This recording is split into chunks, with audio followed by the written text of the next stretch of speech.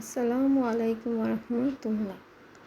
আজ আমরা জানব দোয়া কবুলের হওয়ার তিনটি বিশেষ সময়।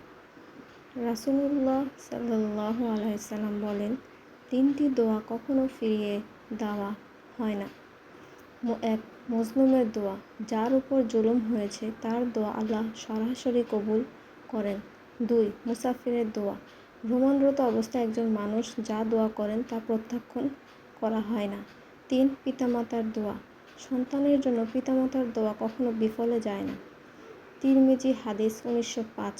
তাই আমরা যেন কাউকে কষ্ট না দিই, নিয়মিত দোয়া করি এবং পিতামাতার দোয়া নেওয়ার চেষ্টা করি। আল্লাহ আমাদের সবাইকে কবুল করে নিক, আমিন। ভিডিওটি ভালো লাগলে লাইক, কমেন্ট এবং শেয়ার করুন, অন্যের উপকারে আসতে পারে ইনশাআল্লাহ। চ্যানেলটিকে সাবস্ক্রাইব করে আমাদের পাশেই থাকবেন। ধন্যবাদ।